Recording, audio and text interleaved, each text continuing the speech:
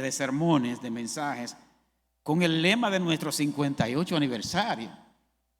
¿Cuál es el lema que tenemos?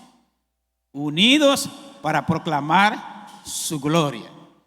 No debe ser extraño para nosotros este lema, por cuanto hemos estado reflexionando por 40 días de ayuno y oración, y en el retiro de los jóvenes, y en la clausura de los 40 días de ayuno y oración, que fue algo, me gusta ponerlo en grado superlativo, espectacular, lo que nosotros recibimos en el día de ayer de parte de Dios. Y es que este tema es tan hermoso, tan amplio, tan desafiante, podríamos decir, tan necesario, que entendemos que no tenemos que esperar para seguir trabajándolo el 16 de noviembre, cuando inicia realmente nuestro 58 aniversario. Así que durante 3 domingos, un servidor y aquel caballero que está allá, el hermano Mario Burillón, que le toca el domingo, vamos a trabajar este tema en diversos aspectos o elementos. Y en el día de hoy voy a tocar un subtema. Dentro de ese tema general vamos a ver lo que son los fundamentos para la unidad de la iglesia. Los fundamentos para la unidad de la iglesia. ¿Cómo podemos definir la unidad? ¿Qué es la unidad? No me había fijado bien en algunas definiciones, un par de definiciones que tengo aquí. Una de ellas es del diccionario de la Real Academia de la Lengua, que dice: unidad en sentido general se define como la propiedad que tienen las cosas de no poder dividirse ni fragmentarse sin que su esencia se altere o destruya. A mí me llamó la atención esa definición. Vuelvo otra vez. Es la propiedad que tienen las cosas de no poder dividirse ni fragmentarse sin que su esencia se altere o se destruya. No vamos a aplicarlo de una vez a la iglesia, aunque tiene algunas cosas que se aplican, pero la vamos a dejar ahí. Lo que sí le puedo decir que ciertamente, por ejemplo, el número 1, si usted lo divide en 2, ya no es 1, es medio, ¿no? Si lo divide en 3, es un tercio. Si lo divide en 4, es un cuarto, ya no es 1. Pero estaba pensando también en 100. Si usted le quita 1, aunque esté cerca de 100, son 99. Ya no son 100, o sea, pierde, ya no se puede decir que son 100, sino 99. También pensando en la figura del centurión romano. Un centurión era un capitán de 100 soldados, ¿verdad?, que estaban debajo de él. Aquí tenemos una persona que es militar. Centuria, de ahí viene de 100, ¿verdad? Si falta uno, ya no se le puede llamar centurión, ya no se le puede llamar 100. Así que se aplica a eso. De manera que si se fragmenta, si se separa algo de esa totalidad, ya deja de ser, pierde la identidad o el nombre. Pero también hay otra definición, una definición propia mía, que es la unión, acuerdo o coincidencia de varias personas o grupos en torno a características, elementos, propósitos o intereses comunes. Y esto sí se parece un poquito más a la iglesia, aunque aquella definición, si la vemos, tiene algunas cosas que pudiéramos aplicar, pero no que la vamos a desglosar, simplemente la dejamos ahí para seguir viendo cómo esta definición se aplica a lo que es la iglesia. Tiene características, elementos, propósitos o intereses comunes. Sobre la unidad de la iglesia podemos decir que es el principio fundamental cuya base es la fe, o el elemento fundamental es la fe en Cristo, y se manifiesta a través del amor y el compañerismo mutuo entre los creyentes. Claro está, se manifiesta de otras maneras, pero fundamentalmente a través del amor y el compañerismo entre los hermanos. Ahora vamos a ver esto, y como yo le digo a veces, lo que hemos dicho es importante, pero abran los ojos y los oídos para ver algunas cosas sobre lo que es la naturaleza de la iglesia y la unidad. Quizás a alguno de ustedes les parezca esto repetitivo, pero tenemos que repetirlo una y otra vez para que no nos quede duda o estemos confundidos de lo que es la iglesia. La iglesia, amados, es más que un grupo o un club social. Yo pertenezco al grupo de mi edificio, soy vocal de mi edificio. Y ojalá pudiéramos ser parte de diferentes agrupaciones para dar nuestro aporte, porque no somos entes aislados de la sociedad y de la comunidad donde vivimos. Pero en ese grupo, en esa directiva donde yo estoy, no andan chequeando mi vida privada, vamos a decir. Ellos no tienen nada que ver con eso. Yo soy un grupo que voy ahí, doy mi aporte, pero eso no tiene nada que ver con la vida que yo pueda vivir. Claro está, tengo que respetar las normas de convivencia, mínimamente. De un club social X, dependiendo, ¿verdad?, de qué se trate, pudiéramos participar, amados hermanos, pero la iglesia es algo diferente. Es algo diferente, tengamos eso claro. No es un grupo en donde yo voy, ¿verdad? Y eso no tiene nada que ver con mi vida, con mi cotidianidad. En segundo lugar, la iglesia es más que una institución, una ONG, que ya no se le llama así, sino ASFL, Asociación Sin Fines de Lucro, que está amparada, la iglesia y esas asociaciones, en una ley que se llama la Ley 12205, donde todas ese tipo de instituciones tienen esa sombrilla, y no vamos a entrar en detalles. Y estamos registrados, ahora mismo nuestra iglesia fue reconocida en la nueva disciplina, nueva constitución, bajo esa ley. Y es importante estar legalmente, porque hay mucha gente suelta también para instituciones que no están registradas. Pero la iglesia es algo más que eso, más que una ASFL. La iglesia es más que un programa, que un evento, que una actividad o un lugar físico. A veces uno se impresiona, yo me impresiono con algunas programaciones de algunas iglesias. Es maravilloso. La hija mía va a una allá y los anuncios de actividades duran como 10 o 15 minutos, lo van pasando y anuncian los eventos 3 y 4 meses antes. Digo, wow, espectacular. Pero la iglesia es más que un programa. La iglesia es más que un evento. Y lo digo porque a veces uno queda fascinado cuando uno va a algunas iglesias y dice, wow, qué culto, qué predicación. Pero nos quedamos ahí detrás de eso, alrededor de eso. Hay que ver qué hay. Hay que ver, puede ser que todo sea muy bueno, pero la iglesia es más que un evento, más que una actividad.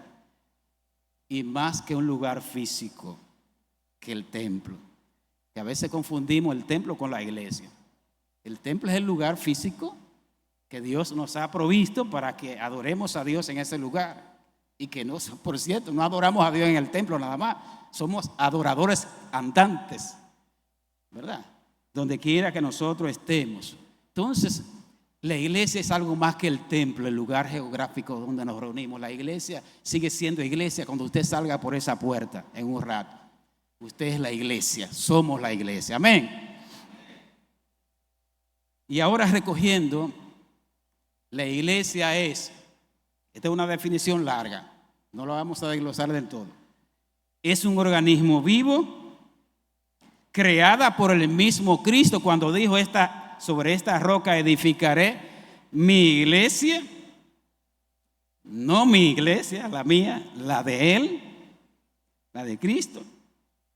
Aunque uno diga, esa es mi iglesia, pero esa no es su propiedad. Usted se identifica o pertenece a, pero no como título de propiedad.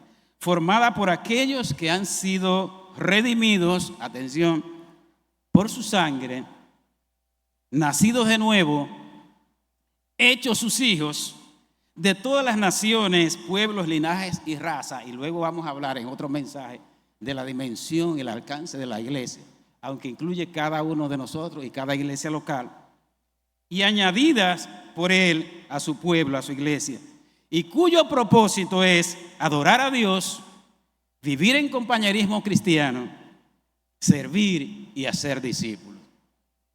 Y no vamos a entrar en todos los detalles de esta definición, pero sí vamos a ver dos asuntos importantes. Número uno, lo que llamamos identidad. Identidad. Ser, pertenecer a Cristo. El que no es de Cristo no tendrá los intereses y prioridades por las cosas que tienen que ver con su pueblo y con su reino. Eso es importante decirlo, porque a veces si decimos, ¿pero por qué la persona va, viene, no le interesa tanto? Hay que ver realmente si es de Cristo, si ha nacido de nuevo, si ha sido redimido por la sangre de Cristo. Porque el que no es de Cristo, aunque pueda asistir a una iglesia, no tendrá los intereses y las prioridades por el pueblo de Dios y sobre todo por el reino de Dios, que es algo todavía más grande y más amplio que la misma congregación. En segundo lugar, pertenencia. La identidad con Cristo nos incorpora a su pueblo. No podemos separar que yo soy cristiano sin iglesia. Eso no es de Dios. Eso no es bíblico. La identidad con Cristo nos incorpora a su pueblo, a su iglesia. Y el que pertenece a Cristo de verdad tendrá sentido de pertenencia a su pueblo. No se puede vivir con Cristo desconectado de su pueblo. La vida cristiana se vive en comunidad. Y estamos hablando aquí de la comunidad de fe, que es la iglesia. Hay unas cuantas citas bíblicas ahí que usted se las dejo de tarea en la publicación que se hace más tarde de este mensaje. La iglesia es la familia de Dios. Es una definición maravillosa. La iglesia es la familia de Dios. ¿Se siente usted familia de Dios? Cuando usted le dice a un hermano y lo abraza, hermano, Dios te bendiga. Porque nos une la misma fe, vamos a ver más adelante. Y tenemos a un Padre, ¿verdad?, que nos ha adoptado como sus hijos. Y por eso nos llamamos hermanos en Cristo. Aún más allá de nuestra iglesia local, de nuestra denominación, podemos abrazar al hermano que de otra denominación, de otra nación. Y yo he vivido eso en diferentes momentos y circunstancias y es algo maravilloso. La iglesia es como un edificio, una casa espiritual. Dice Efesios que es la morada de Dios en el Espíritu, donde somos, y he hablado de esta otra, somos juntamente edificados.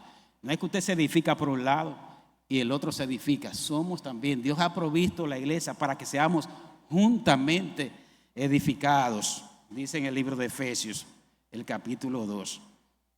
Y una de las imágenes que describe la iglesia de una manera extraordinaria es que la iglesia es el cuerpo de Cristo. Creo que esa es la imagen o la metáfora que usa la Biblia para describir lo que es la iglesia, donde cada uno, y hay que ver la perfección del cuerpo humano, cómo funciona tan armónicamente, ¿verdad? Desde arriba hasta abajo, cómo cada miembro hace su función, el que menos usted puede visualizar, y así lo dice el apóstol Pablo. Todo es necesario, todos son importantes, cada uno tiene lugar, cada uno tiene su don, cada uno tiene su función, pero nadie de manera independiente, sino en interdependencia. Romanos capítulo 12 dice que somos miembros los unos de los otros. No es que yo soy nada más miembro de esa iglesia como individuo, sino que somos miembros los unos de los otros. Estamos conectados. Dice también Pablo en el capítulo 4 que el cuerpo de Cristo recibe su crecimiento para edificarse en amor, donde las coyunturas se ayudan mutuamente. Vamos a ver ahora El llamado del apóstol Pablo a la unidad de la iglesia en Efesios capítulo 4, del 1 al 6, donde leímos hace un momento. El contexto de este pasaje, el contexto inmediato está ahí en el verso 1. Dice Pablo: yo pues preso en el Señor, como si estuviera diciendo, yo por causa de Cristo, por causa del Señor estoy preso.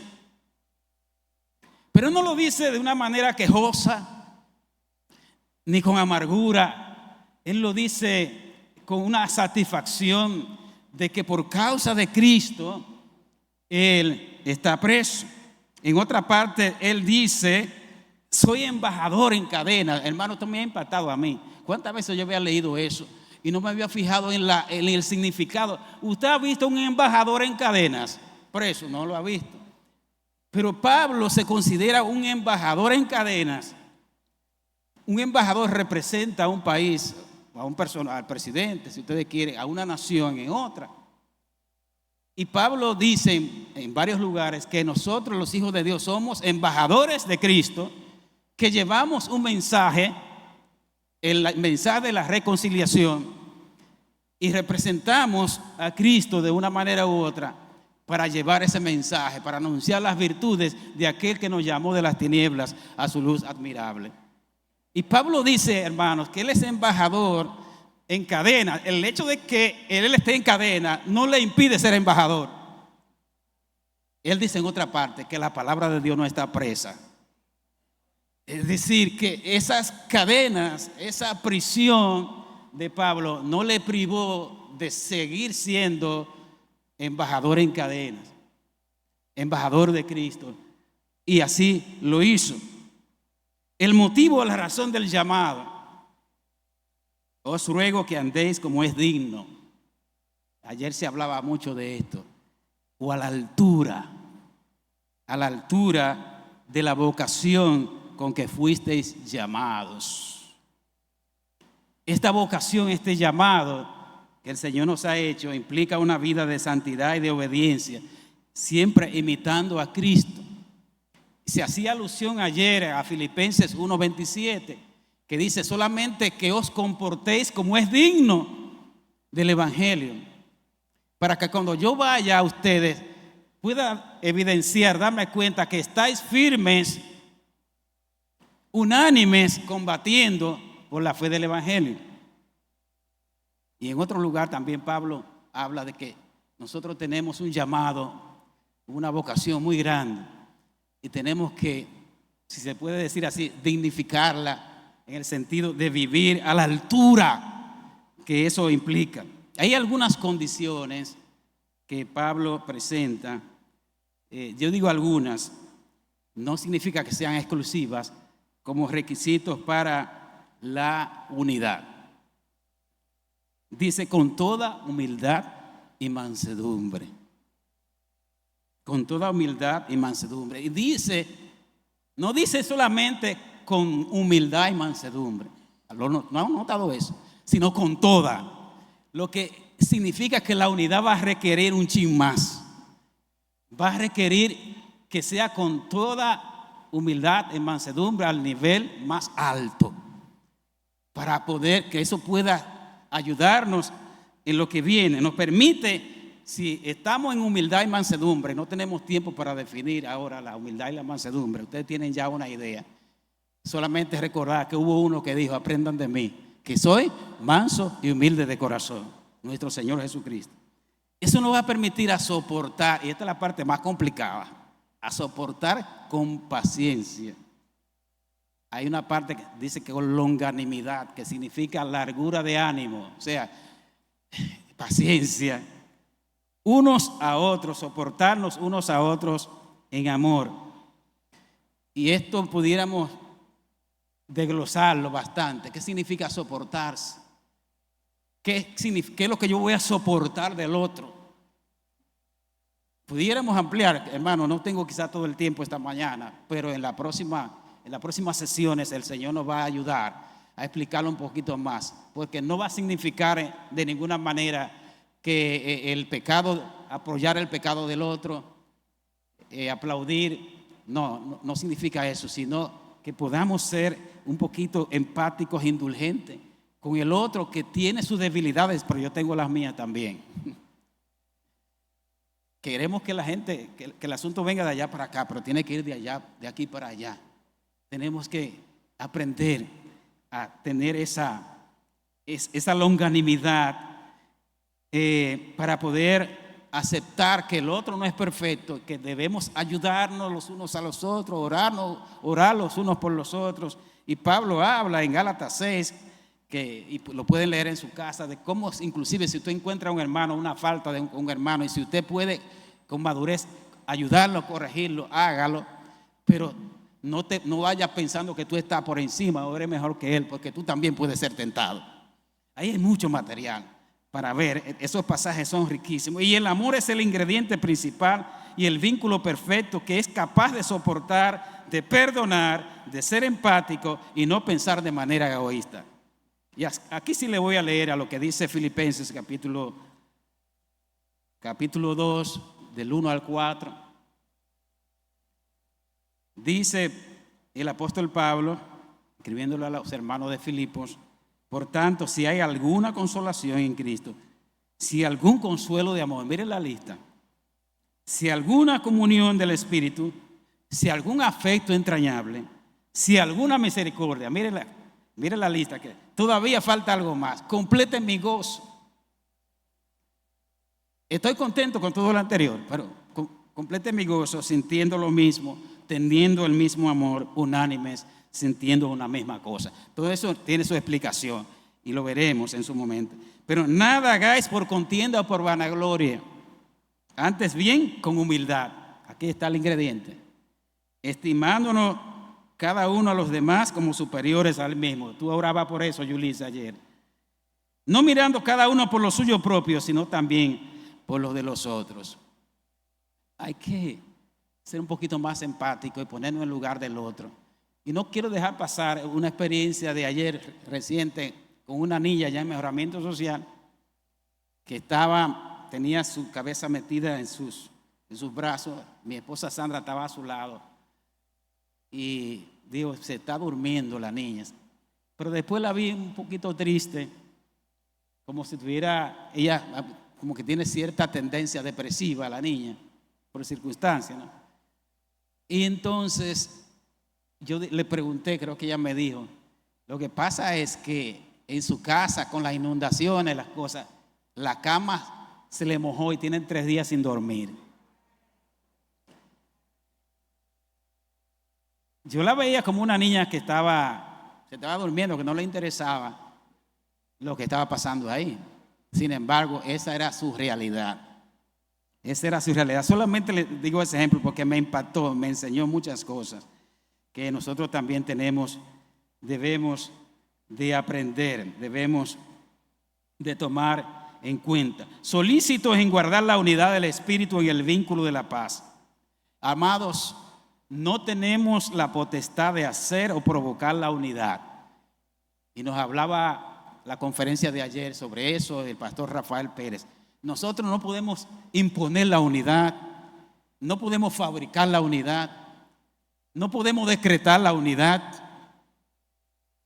No podemos hacerlo como algo artificial, superficial, mecánico o impuesto. Ojalá yo pueda decir, a partir de mañana va a haber la unidad aquí en la iglesia como la tienen el Padre y el Hijo. Esa es mi oración. Pero eso no funciona así, porque sobre todo la unidad es una obra sobrenatural de Dios por medio de su Espíritu. Guardar la unidad del Espíritu en el vínculo de la paz. Pero sí podemos hacer algo, estamos llamados a guardarla, a promoverla, a preservarla, pero siempre con humildad, con mansedumbre y con paciencia. Vamos a ver ya finalmente lo que Pablo, o lo que yo digo aquí, los 7 elementos comunes, 7 cosas que Pablo dice que son elementos que unen a todo el pueblo de Dios, no solamente a una congregación, sino que son parte del pueblo de Dios. Vamos a verla brevemente. Pablo habla de un cuerpo. Un cuerpo. ¿Cuál es ese cuerpo? El cuerpo de Cristo, donde Él es la cabeza y nosotros somos sus miembros. No hay 2 cuerpos, ni dos cabezas. Hay una sola cabeza y hay un solo cuerpo. Y eso es importante. Y aunque en la iglesia, en esta y otras iglesias, hay pastores, hay líderes, hay dirigentes, ancianos, diáconos, oficiales, todo eso, Cristo sigue siendo la cabeza y a Él todos debemos seguir y debemos obedecer.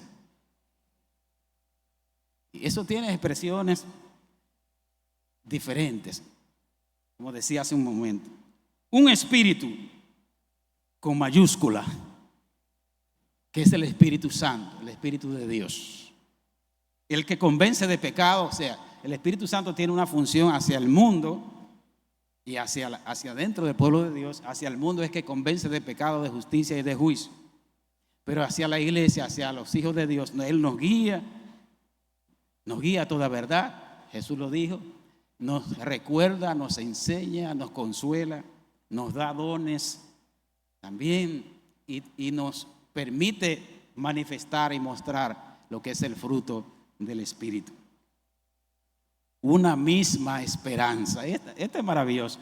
Una misma esperanza que es descrita en la Biblia con dos calificativos que a mí me encantan. Pedro dice que esa esperanza es una esperanza viva, porque está fundamentada en la resurrección de Jesucristo de entre los muertos. Y creo que él mismo, no sé quién, dice que es una esperanza bienaventurada. Es una esperanza, no cualquier esperanza, es una esperanza que tiene su apodo también, bienaventurada, porque se inicia aquí en la esfera terrenal y está fundamentada en las promesas, las fieles promesas de Dios. Y se proyecta a la eternidad cuando estemos con el Señor en la gloria eterna. Esa es nuestra esperanza. Esa es nuestra gran y bienaventurada esperanza, de la cual pudiéramos hablar.